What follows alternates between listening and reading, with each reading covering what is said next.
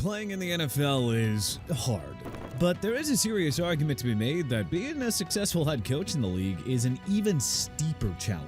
I mean, not only do you have to effectively operate as the CEO of a highly public company, but you also have to manage dozens of professional athletes while deploying a successful strategy on offense and on defense. To say that it takes a whole lot to get it right is a massive understatement. So, when you find the right guy, it is pivotal to keep him in town no matter what. But NFL owners are often impatient and sometimes get the itch to make a rogue move, thinking that the team has plateaued, and perhaps the grass is greener on the other side, only to realize in short order that they have made a terrible mistake. So, let's take a look back at the 10 worst head coach firings in NFL history that tanked the organization that let their guy go.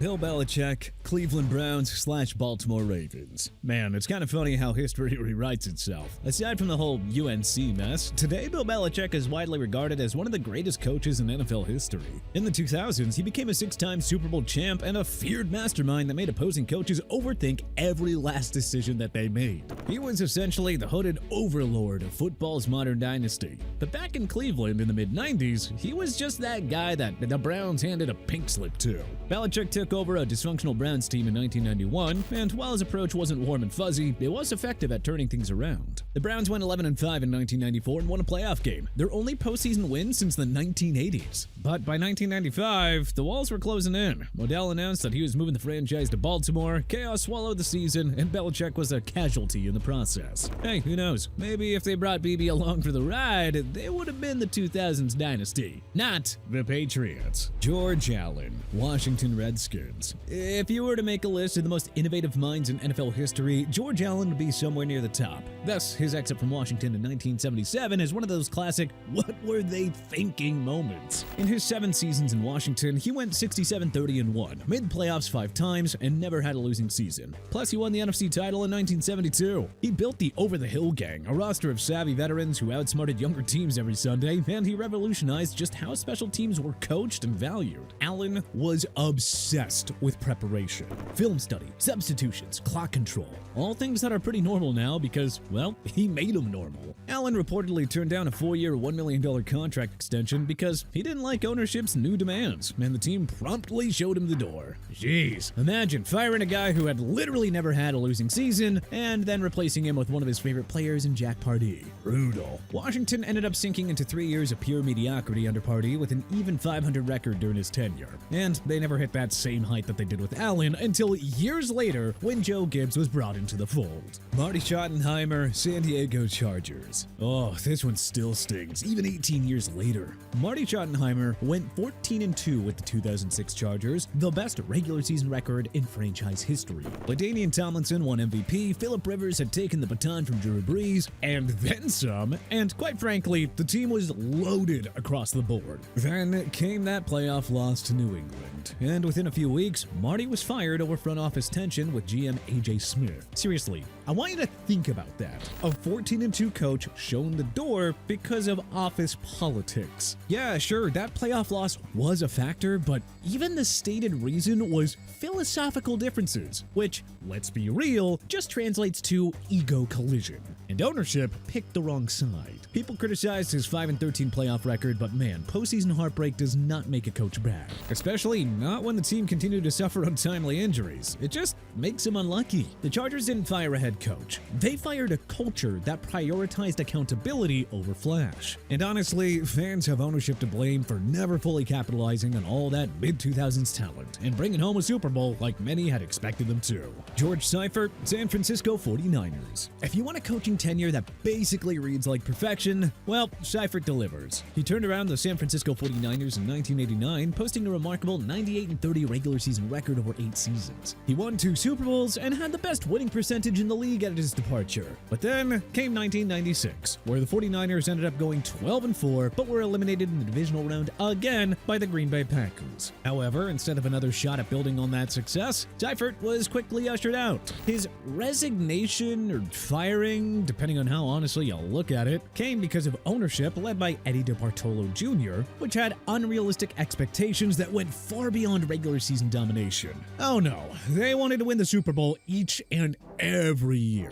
And when they didn't get it, they pulled the plug. This, of course, led to some dark days under Steve Mariucci in the Bay Area. The 49ers maintained Seifert standards in year 1, going 13-3, but just fell off a cliff the following year, going 4-12. And then they faded into irrelevance beneath Bartolo's standards. Jim Harbaugh, San Francisco 49ers. The 49ers and Jim Harbaugh were like an elite rock band that was super fun to watch on the come-up, but sort of imploded at its peak. 2011 to 2014, they went 44-19-1, reached 3 NFC championships, and came within 5 yards of capturing a Lombardi trophy. Then, after one particularly bumpy 8-8 year, they seemingly unearthed years of growing tension with general manager Trent Baalke, stating that they mutually parted ways. However, if you're looking for a clean way to sum it up, basically, Baalke got his feelings hurt because Harbaugh didn't treat him with kid gloves, so he rashly decided to fire the guy who turned them from 6-10 to perennial contenders. And as you might have expected, the post-Harbaugh years were a bit of a disaster. Jim Tomsula, Chip Kelly,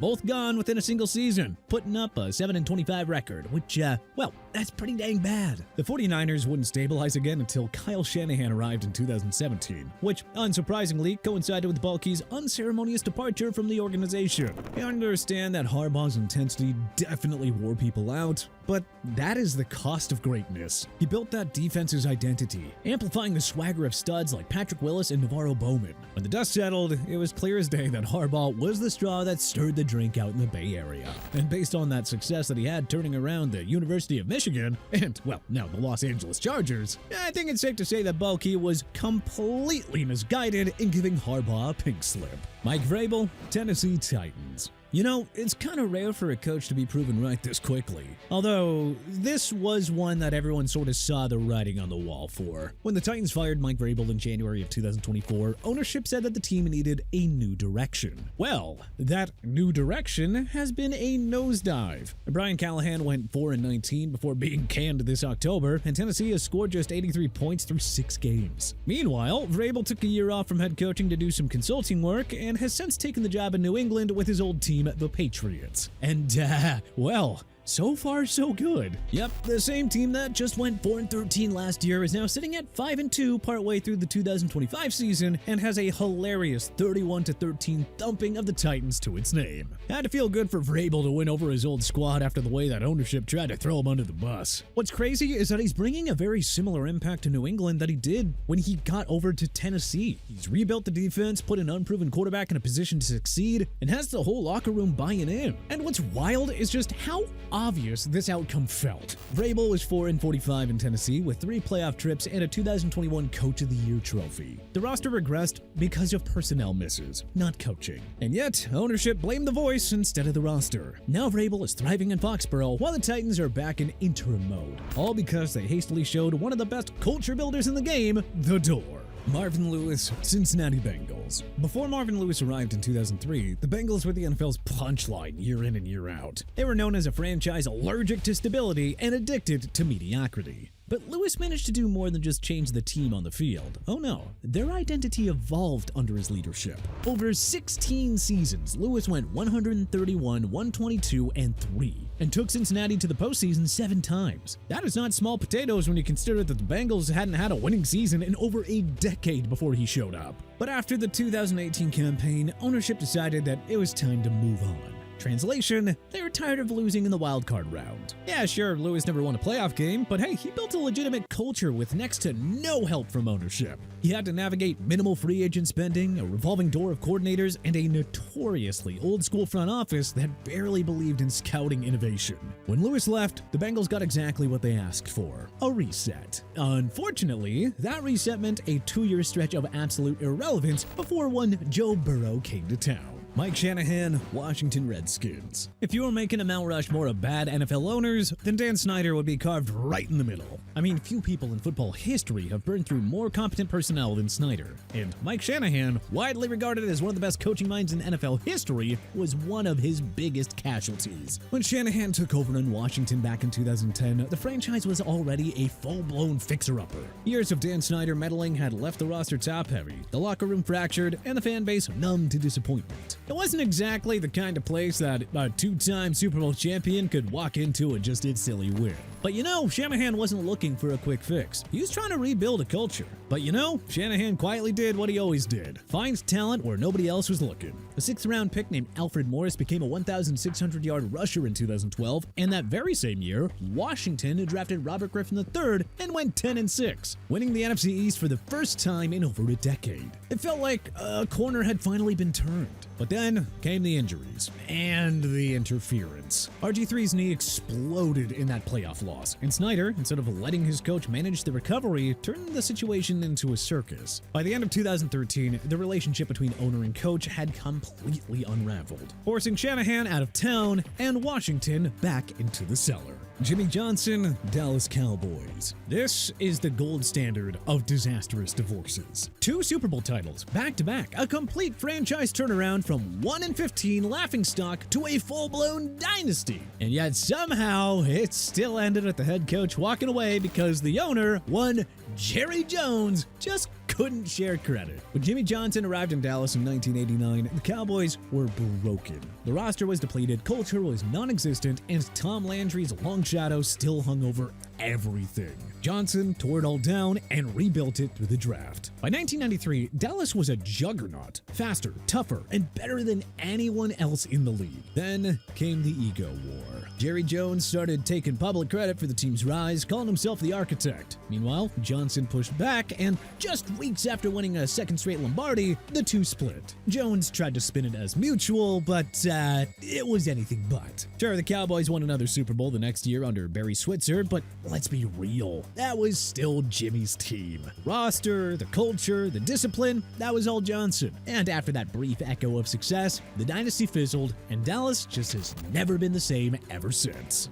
Phillips, Houston Oilers. Every franchise dreams of a coach who wins football games and gives them an identity. And Phillips did both. Cowboy hat, boots and all, he was Texas football personified. And from 1975 to 1980, Phillips went 55-35 with Houston. He made 2 AFC title games and turned the Oilers from an afterthought into a legitimate contender. Then they fired him. Now, this wasn't some long, slow decline. No. The Oilers went 11-5 in 1980 and were coming off back-to-back deep playoff runs. Everyone in Houston believed that they were this close to breaking through. But owner Bud Adams had other ideas, and once the Oilers lost in the wildcard round that last fateful year, he decided that he wanted more control. A classic mistake by an overconfident owner. And with that, he deflated the best era of Oilers football until the Warren Moon run a decade later. But hey, which NFL head coach firing do you think was the most boneheaded decision? Do you think the teams or ownership were justified in any of these? What do you think we're right on here? What do you think we're wrong about? Were there any teams that we may have missed? Let us know in the comment section below. If you like this video and learned a thing or two, then hey, clicking that like button helps us out a ton.